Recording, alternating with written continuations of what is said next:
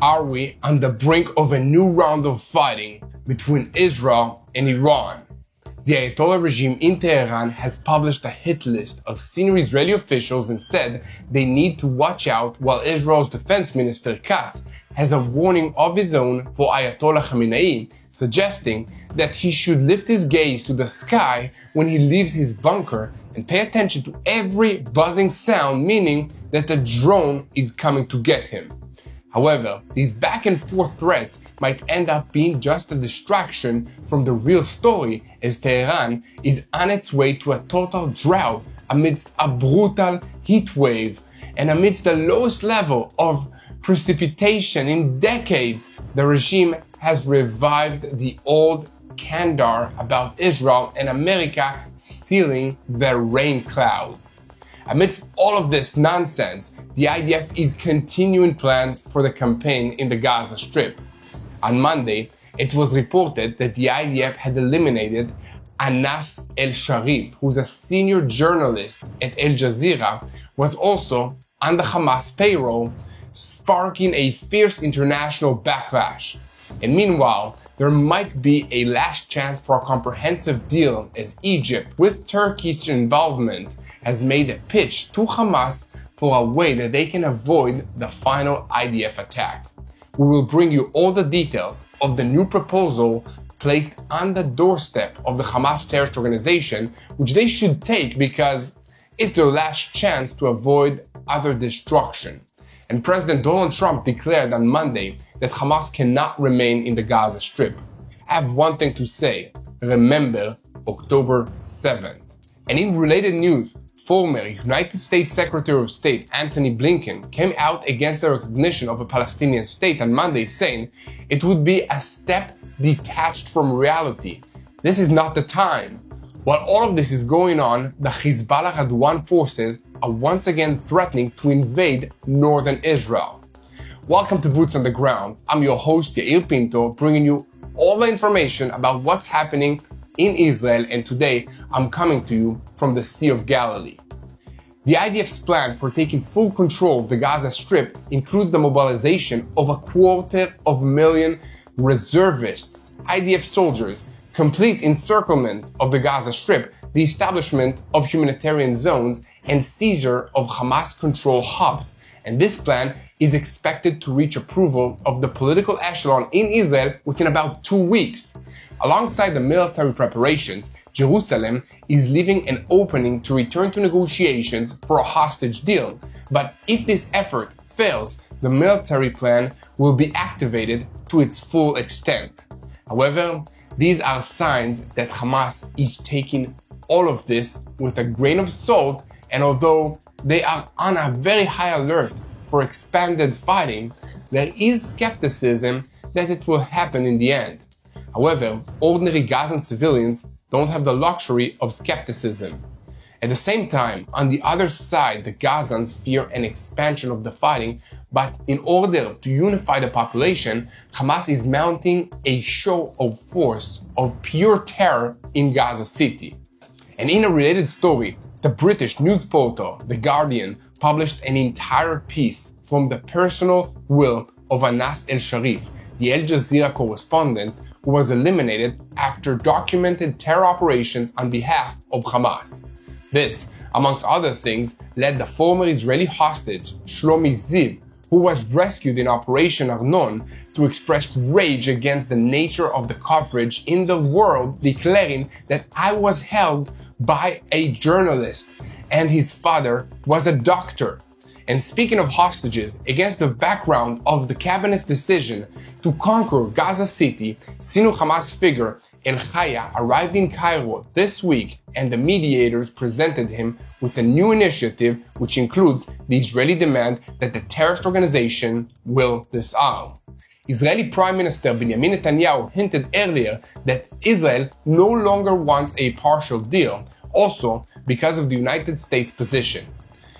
In the northern arena, IDF forces raided the village of Tarnajah in southern Syria and arrested a weapons dealer, seized weapons and other contraband. This comes amidst a report in the Russian news portal Kommersant that the El Julani regime is asking Russia to redeploy military police units on the border with Israel in order to prevent Israel from interfering in Syria's affairs. And next door, in Lebanon, Hezbollah's Radwan forces are making plans to invade Israeli communities once again.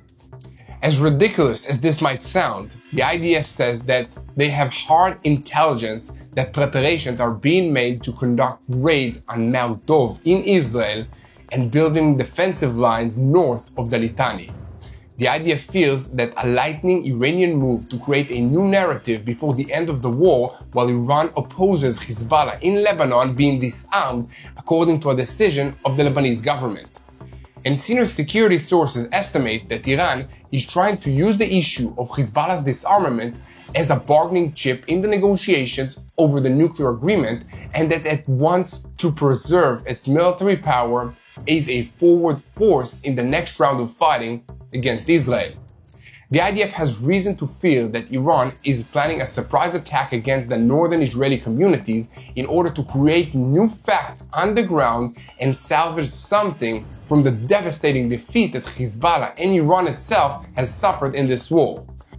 All scenarios are being prepared for, and the Galilee, the northern part of Israel, is bracing for the possibility of renewed hostilities.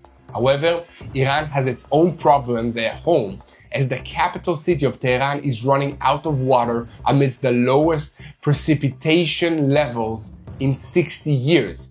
Authorities have even started asking people not to move to the capital for fear of total infrastructure collapse, while many other cities are not doing much better. We have a lot to talk about today, so let's dive into the details. I'm Yair Pinto, and this is your Boots on the Ground report about what is happening in Israel on day 676 of the war with Hamas, Hezbollah, the Houthis in Yemen, the Shia militias in Iraq, and all the other armed groups in this region who have taken their orders from Iran's Islamic Revolutionary Guards Corps, which is the head of the crumbling axis of evil in the Middle East. A moment before we begin, I want to call on you to continue and spread the truth. Share this content with everybody who wants to know what is happening in Israel. We, at Boots on the Ground, stand with Israel and fight on the information front. So together, we will succeed in bringing the truth everywhere. So guys, share our videos, leave a comment, and click the subscribe button so that you remain tuned to what's happening in Israel in real time and never miss another episode of Boots on the Ground. We'll start with the IDF's Boots on the Ground activity inside the Gaza Strip. Wide-ranging operations are taking place in Khan Yunis, in the southern parts of the Gaza Strip, where the forces destroyed several significant and strategic underground infrastructures that are part of the complex network of the tunnels and the military facilities of the terrorist organizations Hamas and Palestinian Islamic Jihad, and others. The activity also included precise elimination of terrorists who posed a real threat to the forces, both through ground strikes and also through airstrikes. In addition, in the south of the Gaza Strip, a terror cell that tried to plant explosives near IDF forces was identified. An Air Force aircraft attacked the cell and quickly ended the threat posed against the IDF forces in the field. The big story, literally, that everyone is talking about is, of course, the elimination of Anas El-Sarif, who's a prominent Al Jazeera journalist who was also a Hamas field commander, and the IDF has documented evidence to prove all of this. The IDF spokesperson in Arabic published a picture of him on Monday where he's seen embracing the murderer and terrorist responsible for the massacre of October 7th, Yahya Sinwar. The photograph was accompanied by a caption declaring, "As we said from the beginning, even though there were those who refused to believe us, only terrorists participate in terror gatherings." Anas al-Sharif was not a journalist, but a terror operative in the Hamas terrorist organization. As you recall, shortly after al-Sharif's elimination, the IDF spokesperson issued an official statement that read, "The IDF struck a short time ago the terrorist Anas al-Sharif in the area of Gaza City. The documents include personal tables, lists of courses for terror training, phone books, and salary documents for the terrorist, which unequivocally prove that he functioned as a terrorist of the Hamas terrorist organization in the Gaza Strip. These documents constitute proof of the terrorist integration into the Qatari media network Al Jazeera. This has also brought to light a broader discussion about Hamas's ties with so-called journalists in Gaza. Shlomi Ziv, a former hostage who was rescued in June last year alongside the hostages Noar Gamani, Almog Meir Jan, and Andrei Kozlov in Operation Arnon, responded on X to Sky News' report on the death of the terrorist so-called journalist and wrote, "I was held by a journalist, and his father was a doctor." In case you're not aware of what Ziv is referring to in his post, the Hamas operative who held those hostages alongside his physician father, Abdallah El-Jamal, also served as a photographer for Al Jazeera and was claimed to be a journalist who published articles about the Israeli massacres in Gaza. And now, we'll move quickly to the expansion of the fighting and bring you a full IDF plan to take control of the Gaza Strip and the eradication of Hamas. The IDF is expected to present the final operation plan to take full control of the Gaza Strip to the political echelon within about 2 weeks. Details of the plans have already been made public, including a move to concentrate efforts on Gaza City and the central camps. The first stage of the emerging plan is expected to include the call-up of up to 250,000 reservists, a move that will allow the IDF to mass forces on an unprecedented scale ahead of a prolonged operation in Gaza City. In parallel, a complete encirclement of Gaza City will be carried out with the goal of blocking access and supply routes, cutting the city off from its surroundings and weakening Hamas forces from within. Alongside the military moves, protected humanitarian zones will be established for the civilian population, while 12 central food stations will be placed for aid distribution under Israeli supervision. In the next stage, the civilian population will begin to move out of Gaza City in a controlled and coordinated manner to minimize as much as possible harm to non-involved civilians. After that, the seizure of the city itself will begin while clearing pockets of resistance and possibly even expanding operation into the central camps. The Prime Minister set a target to complete the preparations by October, a window intended to allow for diplomatic moves for advancing negotiations for a hostage deal, which according to assessment may ripen behind the scenes while at the same time leaving the military threat as a real option. At a press conference on Monday evening, Prime Minister Benjamin Netanyahu declared that the cabinet made a dramatic decision last Thursday to defeat Hamas. According to him, after the IDF in Operation Gideon's Chariots seized about 75% of the Gaza Strip area, the army was instructed to move to the decision phase, seizing the last strongholds that, in his words, remain in Hamas's hands, primarily Gaza City. Netanyahu also presented a control map at the press conference, declaring that the IDF controls all the yellow area. This quite accurately described what is happening on the ground. The center of gravity, Gaza City, that's where the headquarters are. That's where the commanders are. That's where the infrastructure is. From there, Hamas rules. Guys, here at TBN Israel, we will continue and bring you all the information and updates about what's happening. And we will help share the truth from this region. And we call on you to help us as well by leaving a comment, by liking this video and sharing it with anybody who wants to know what is happening in Israel. And of course, if you haven't already, hit that subscribe button and never miss another episode of Boots on the Ground. Now, we'll move on in a moment to the big question about whether Iran will decide to launch new attacks against Israel. But first, I want to talk to you about how you can help Israelis who are still recovering from the attacks that we suffered in previous rounds, because the missiles may have stopped for now, but the impact is far from over. Families are still shaken, and many are struggling to get back on their feet. Thousands of Israelis, especially the elderly and also Holocaust survivors, still need help putting food on their tables. That's where Meir Panim comes in. While the country begins to rebuild, they're already there, serving meals, delivering food packages, and making sure that no one is left behind. But they cannot do it without your support.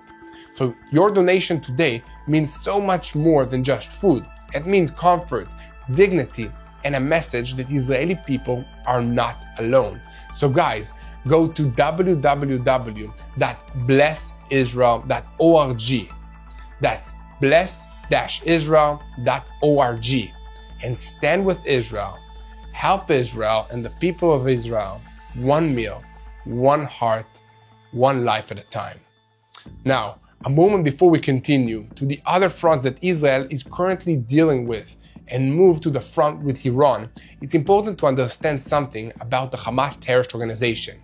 Although Prime Minister Netanyahu declared on Sunday night in his speech that he ordered the IDF to speed up the conquest of Gaza, it seems that Hamas is in no hurry to panic and is taking these threats with a grain of salt.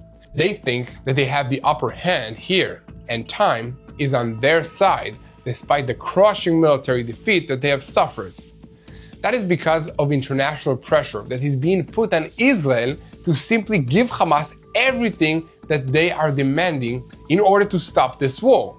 On the other hand, Hamas believes that Netanyahu is bluffing and threatening without guarantees. At the same time, the terror organization is preparing for a military response if the move materializes in reality. And meanwhile, in the streets of the Gaza Strip, the atmosphere is very tense, with growing fear of an expansion of the fighting and additional waves of evacuation. So first of all, the terror organization is trying to show that it is still in control by a show of force of pure terror in the heart of Gaza's Palestinian civilian population. Over the past weekend, Hamas held a show of force in the heart of Gaza City. In footage that was published, operatives of the organization's Arrow unit are seen on Al Jazeera Street igniting a vehicle and firing into the air. The military wing claimed that the vehicle belonged to looters and that this was a force that allegedly operated within the framework of enforcing security and breaking the chaos in the Gaza City. According to them, it neutralizes a group of thieves and robbers at the end of the street and set fire to their vehicle, which they claimed was used to harm aid convoys and goods and to allegedly threaten civilian lives. In practice, the message of restoring order was mainly for appearances and underscores the violence with which Hamas operates. In the background, praises for Hamas's military wing were also heard. However, if we draw back the curtain just a little bit, we can see a different narrative altogether. It is evident that the growing discourse about Israel's intention to conquer Gaza City and expand the fighting is igniting panic amongst the Gazan population. Jamal, a resident of Gaza, described it in a way to the international journalist, saying, "The people in Gaza are tired and worn out. They have seen all kinds of deaths and suffering, and there is no one who can bear more." And then there are those who say, what more could happen beyond what had already happened in the past? As if a repeat of the last 2 years would be easy or simple. However, Hamas shows no signs of listening to the civilian population of Gaza. And during the 3 weeks of the last round, Hamas made repeated demands that made it difficult to formulate an agreement according to the mediators' proposals for a ceasefire to this war. The Israeli side was ready to be flexible at least twice, once in concession that it made on the timetable for releasing the hostages, and second, in readiness to hold a discussion on ending this war. The third time, the talks collapsed. Hamas's leadership was prepared to take that risk, since its goal is to preserve its rule in Gaza, and the only model that they were willing to accept is Nasrallah's Hezbollah's model, a technocratic committee outwardly and de facto control of the military wing behind the scenes in Gaza. Despite hints that dropped by some senior Hamas officials abroad, they are not really ready to give up their weapons. And beyond that, it was not for nothing that the terrorist organization demanded a broader withdrawal of IDF forces during the 60-day period of the first stage of the agreement and the cancellation of the rule of the American Aid Fund. Canceling the fund's rule was intended to return to Hamas the monopoly on supply and on the money delivered from it. Whoever controls the distribution of food and the territory controls the population, and as long as Gazans eat from Hamas's hand and are under its patronage, they will retain loyalty. Thus, for example, Hamas reached an agreement with the clans that take over supplies from the trucks on its behalf. Amidst all of this, a few days after the cabinet's decision to conquer Gaza City, and after Prime Minister Benjamin Netanyahu hinted that Israel is no longer aiming for a partial deal, a Hamas delegation arrived in Egypt and a new initiative for a comprehensive deal was presented to it. A source familiar with the details told Sky News Arabia on Monday that Egypt and Qatar, in cooperation with Turkey, are promoting an initiative intended to prevent Prime Minister Netanyahu from conquering Gaza City. According to the report, the initiative will first be presented to the leadership of Hamas, and if approved, it will be transferred to the American mediator in preparation for presentation to Israel.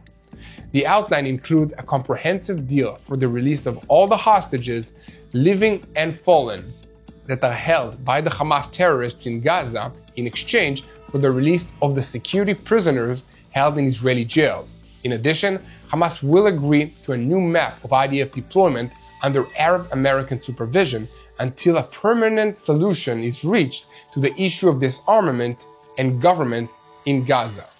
President Trump went on to say that they are not going to release the hostages in the current situation. I think it will be very hard to achieve that. He also stressed that Israel needs to decide what to do and whether it allows Hamas to remain in Gaza, adding that Hamas cannot remain there.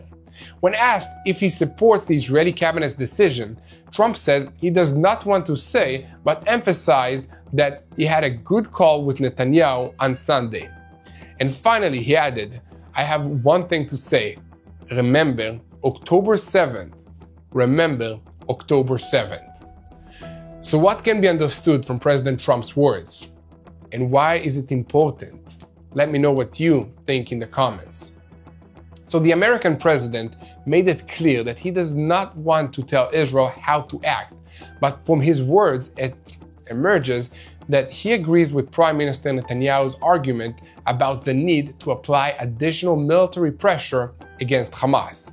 The Prime Minister's office released a statement following the phone conversation on Sunday saying, "In this conversation between Netanyahu and Trump, Israel's plans to take over the remaining Hamas strongholds in Gaza were discussed with the aim of bringing the war to an end by freeing the hostages and defeating Hamas." The Prime Minister thanked President Trump for his consistent support of Israel since the beginning of this war. And with all of this in mind, the Qataris and the Egyptians are now trying to formulate a new proposal that will be based on Witkoff's original proposal for a partial hostage deal and a 60-day ceasefire, but will also include additional components related to the day after this war in Gaza, with the aid of turning it into a proposal for a comprehensive agreement to end the war and release all the hostages. So guys, keep spreading the truth. Remember that in the war for the truth, we need your help. Israel needs your helps. There are so many lies that are going around, and we call on you to stand with us. Hit that subscribe button and share these videos. So let's continue. We are shifting our focus to Iran, where the Ayatollah regime still has not come to terms with the devastating defeat that it suffered in the 12-day war in June, and is looking for a way to change the narrative. This week, the IRGC published a list of senior Israeli officials that it says it will soon try to assassinate, headed by the Prime Minister Benjamin Netanyahu and the Defense Minister Israel Katz. Defense Minister Israel Katz was quick to respond on Monday, posting a message on X directed at the Supreme Leader and pointing out that the list contained several spelling errors, grammatical mistakes, outdated information, and other problems. Katz suggested that if the purpose of the list was to intimidate, its amateurish nature cancelled all of that out. And beyond that, Khamenei directly addressed, saying Iran publishes the list of senior figures in Israel's political security leadership designated for assassination.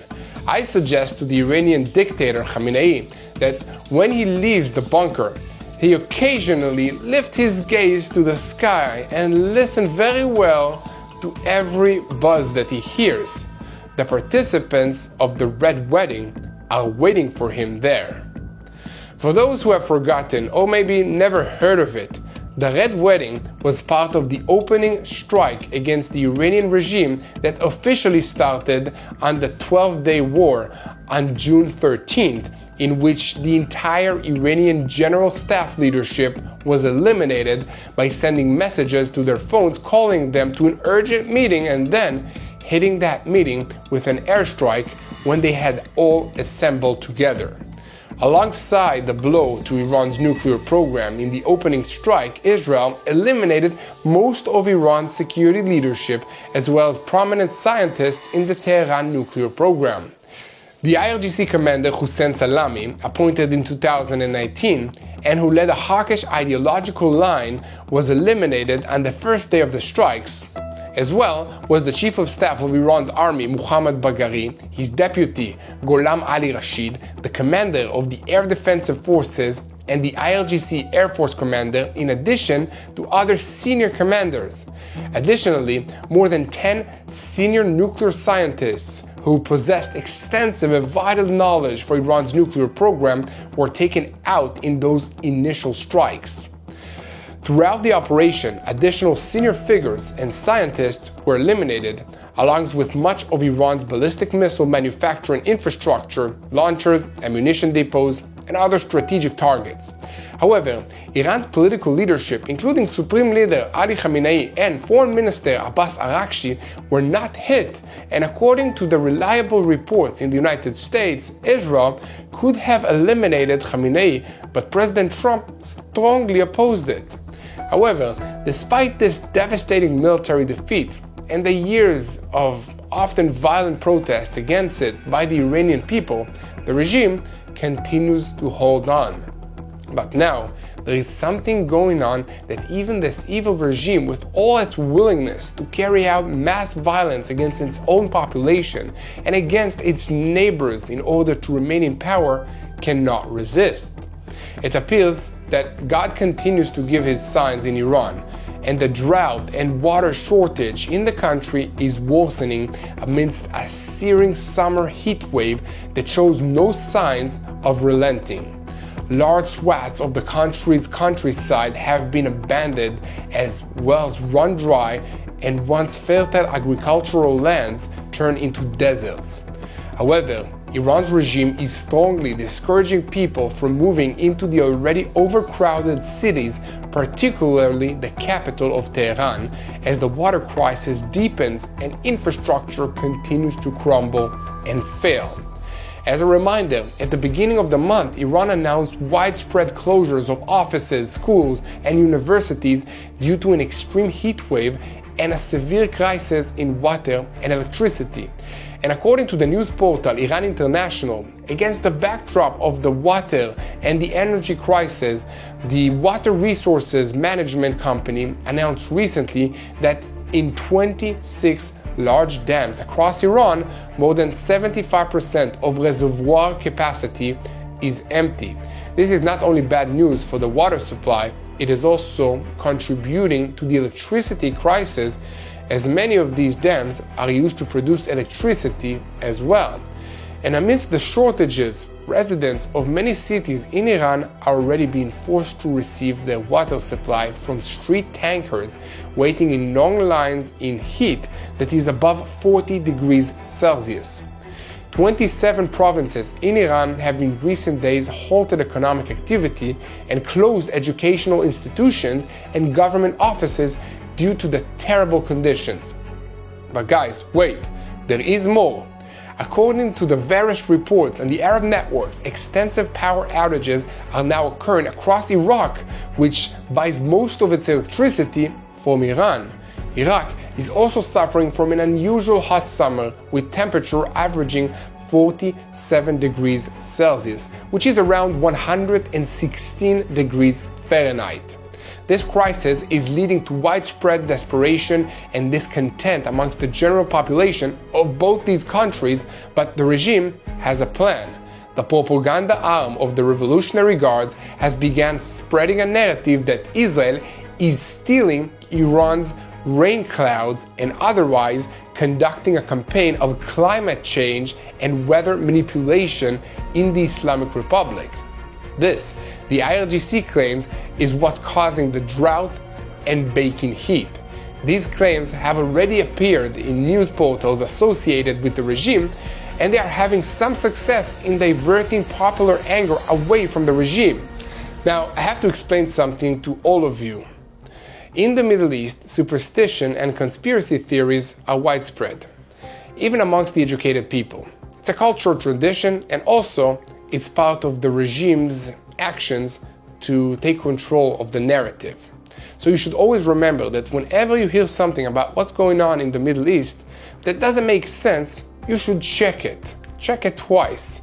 Because, for example, you have 500 million Muslims living in 27 countries spanning across North Africa and into Central Asia that are so concerned with 8 million Jews that are living in tiny little Israel.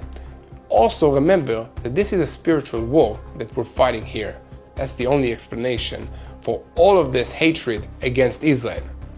On the other hand, it may be that the heavy blows sustained by Iran in Operation Rising Lion and the ongoing economic crisis combined with this terrible heat wave and other environmental problems are distorting the perception of reality of the regime in Tehran. I mean, after all, that's a lot of stress for anyone to be under. And speaking of stress, online viewers of the regime-linked newspapers which published these bizarre reports quickly began to mock them, with one reader posting a comment that it seems that the clouds are smart. They pass to countries where they are not oppressed. So to the person who wrote that comment, and to all of our viewers in Iran, it's important for you to know that here in Israel, and I'm speaking personally, as me, Yair Pinto, we are praying for you to have freedom from this terrible regime. I believe that they cannot hold on to power much longer. But in the meantime, please be strong and know that you are being prayed for by people in Israel and across the world. And guys, here at TBN Israel, we will continue with a quick sequence of the reports from northern Israel and one of the points of the war that is now starting to heat up again. So give us a like, share this video, and hit that subscribe button so that you never miss another episode of what's happening in Israel here on Boots on the Ground. Now, we switch our focus to Israel's northern arena, where Hezbollah is rebuilding the Radwan forces, but it appears to be unaware of the extent of the damage that it has sustained, or maybe the leaders are so desperate that they're willing to take chances. In any case, there are indications that Hezbollah is looking for opportunities to attack Israel in a different way, apparently with raids on Mount Dov in the northern part of the country. It is also building defensive lines north of the Litani River and is trying to prevent attempts by the Lebanese government to act forcefully against it on the matter of disarmament. The current concern in the IDF is that Iran will try to create a blitz move already in the near future, even before the date of the maneuver in Gaza City, in order to distract the IDF and create a new narrative regarding the end of the war. In other words, Iran and Hezbollah do not want the history books saying that they lost this war, so they're trying to look for a way to be able to say that they won. However, the IDF is constantly monitoring what's happening with Hezbollah. In Northern Command, they admit that for years they conducted a lax and failed policy vis-a-vis Hezbollah and allowed the monster to grow to dimensions that endanger the security of the State of Israel. According to senior sources in the Northern Command of Israel, Hezbollah is now at a crossroads. The feeling is one of failure and also losing the war, and they do not like that. A source in the IDF's Northern Command said that Hezbollah's military capability has been damaged in all its arrays. In offense, in defense, in command and also in control, in the fire array. 1.6 million Lebanese civilians were displaced from their homes as a result of this war. These are civilians from the southern parts of Lebanon, from the Bekaa Valley, and from the Dahya neighborhood in Beirut. Most of them are Shiites, and this creates a significant political problem for Hezbollah because this is its base of supporters. Hezbollah sees the results in the Dahya neighborhood of Beirut, where 300 buildings were leveled to the ground, and this is a significant sign for it. The American presence and involvement is a significant component in our ability to enforce this agreement. This is according to the Lebanese government. And the IDF has also presented data on the extent of the damage to Hezbollah. About 5,000 commanders out of the 9,000 who were in place on the eve of the war have been neutralized. Hezbollah is now trying to replace these commanders, but they're having trouble finding men who have sufficient knowledge, training, and experience. Hezbollah is engaged in a process of reorganization, but it doesn't have the tools or the raw material to repair the damage that it has sustained to its command and its control infrastructure. But that's not its only problem. Other significant blows that Hezbollah suffered is to its artillery and rocket capabilities. Before the war, it had tens of thousands of launch tubes and an enormous supply of ammunition. Today, these numbers have dropped significantly.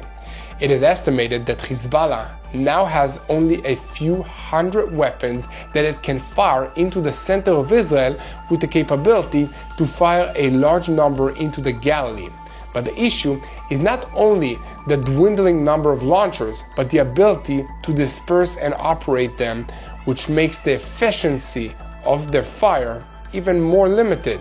On top of all of that, Hezbollah also has to contend with a problem that it didn't have for most of its existence, and that is the growing assertiveness of Lebanon's internationally recognized government.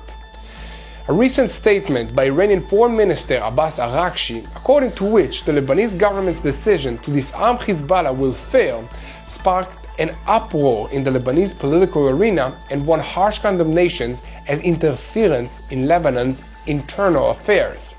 Some responses even demanded that the Lebanese government file a complaint against Tehran, the capital of Iran, at the United Nations Security Council. In response, Lebanese Foreign Minister Youssef Raji quickly instructed the ministry's Secretariat General to summon the Iranian ambassador in Beirut for a reprimand.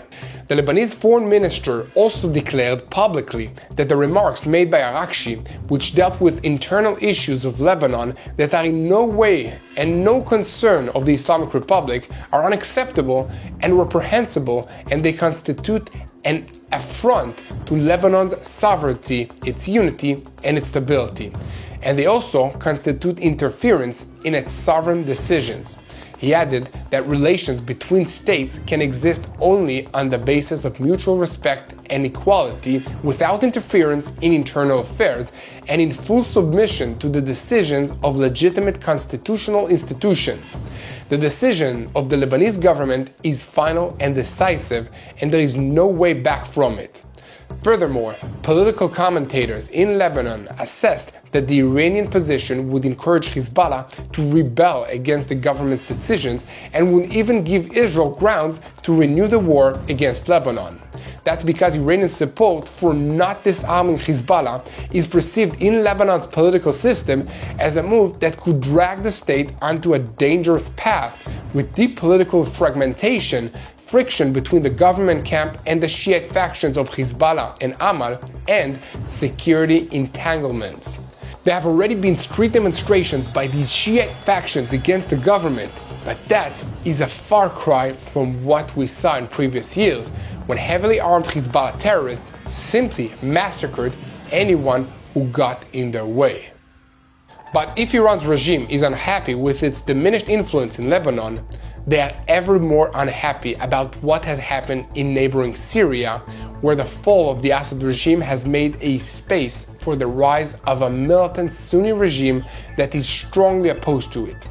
Even in Iraq, the Shiite militias like El-Khashad, El-Shabi set out the 12-day war with Israel, refusing to do anything to help the Ayatollah regime. Therefore, the IRGC and the Ayatollah regime are grasping at Hezbollah as a sort of last chance for them to preserve regional influence and improve its positions vis-a-vis the United States and the West. But that might not be a very effective option. Even if Hezbollah is able to rebuild some of their capabilities, and that is by no means a possibility that might happen, the regional balance of power has changed and the map of political alliances within Lebanon has been disrupted. Some allies have distanced themselves and Hezbollah is left mainly with a connection to Speaker of Parliament Nabih Berri, who is also the head of the Shiite movement Amal. In this situation, declarations about restoring the balance of deterrence against Israel are mainly psychological, meant to boost morale and less an actual operational change.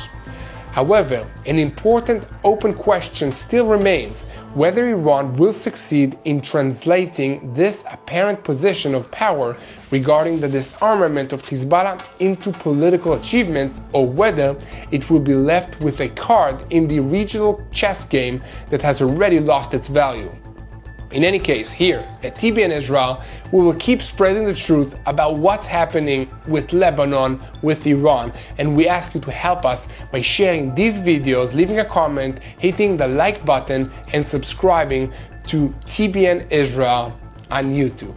And guys, this is the way that we are fighting the war of misinformation, so stand with us. But the most important thing that all of us can do for Israel in this situation is to pray. This is a spiritual war. That's the only explanation for all this hatred against the Jewish people of Israel. There's nothing else. So guys, how do we fight a spiritual war? We pray. Let's pray for the hostages to come home fast. Let's pray for wisdom to those leading the negotiations to find a solution to bring the hostages home.